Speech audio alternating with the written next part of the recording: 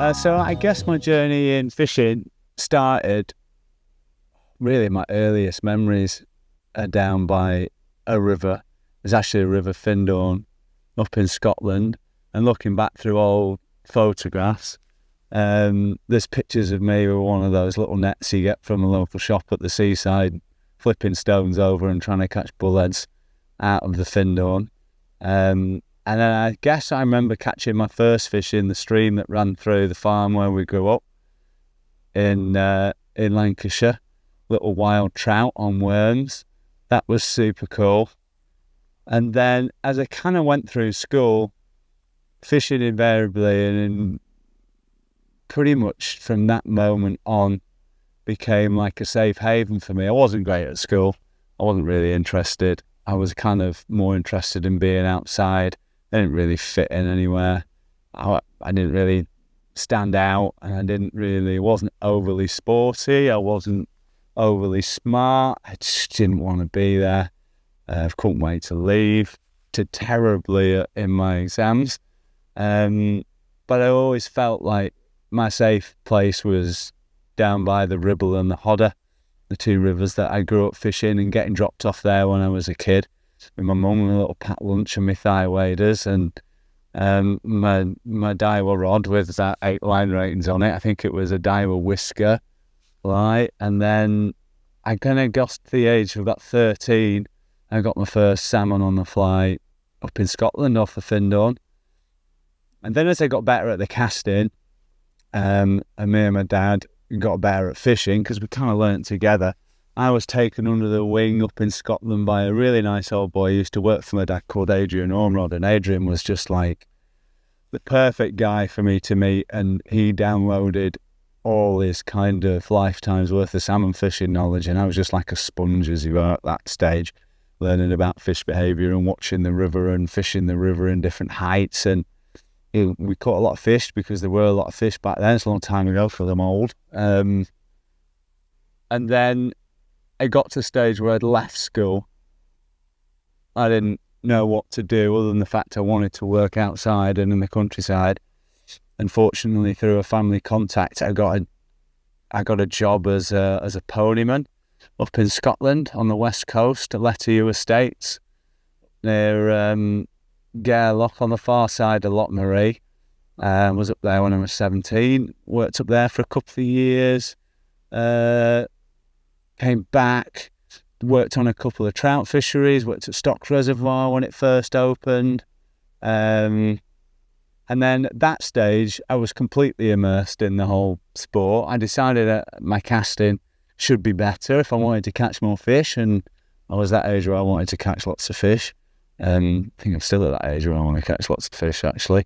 And I just figured that if I was better at my casting, then I'd be able to fish where other people couldn't, even in still waters. Everybody went where the casting was easiest, therefore it pushed the fish further out, so it just made common sense that if I went for a few lessons, I could cover more water than anybody else, and I'd be fishing for the fish they couldn't reach. And then I kind of fell in love with fly casting, so I spent a lot of time with Peter Mackenzie Phelps when he was alive, and then I sat my AAP guy exam, I think, at Estonia's College. I think that would have been 98, something like that, I think. So I passed my single-handed casting instruction, the advanced one, then I passed the double-handed for guy as it was at the time, then it became AAP guy, picked up my master's qualifications, became an assessor, then senior assessor for a number of years. Really enjoyed my time there. Some great guys there, some great guys still involved with that association. And then I started kind of getting some guiding work in different places around the world and hosting trips, people asking me to take them on trips to different destinations. And then my kind of travelling adventures started, really, and they've continued to this day. Been super fortunate where I've taken people and fished a lot down in Argentina, maybe 18, 20 weeks or something down there, mainly on the Rio Grande, but on the Rio Gallegos. And then fished before obviously the current troubles in Russia a bunch of times, in Alaska, Iceland did plenty and still do. And then saltwater stuff, done a bit of saltwater stuff as well, fell in love with that. And then the jungle, the adventures in the Amazon, I've done 5-6 weeks in the Amazon in different locations. I really enjoy testing my skills, the skills that I'm constantly trying to improve, constantly trying to tweak and learn from other people, and then taking those skills and trying to use them and see how effective they are in some of the most extreme environments in the world. I either seem to be freezing cold or I seem to be burning to a crisp, one or the other. And then about 11 years ago, I was offered the job to be the representative for Guideline in the UK and Ireland. I guess my first proper job that wasn't just bumming around in a pair of waders catching fish.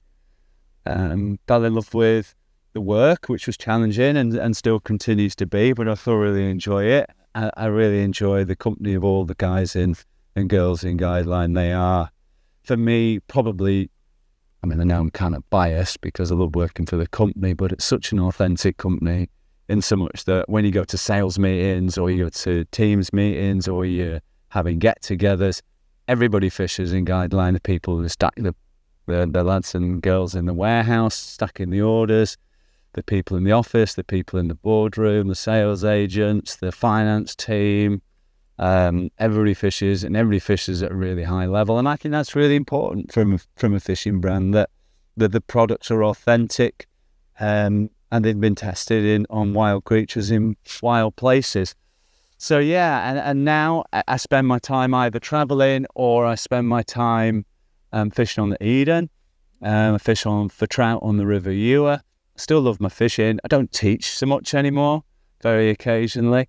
Don't really have the time, and a lot of my time is spent sat behind spreadsheets and doing orders and driving around, but still get plenty of fishing in. So yeah, that's a little bit of background about me.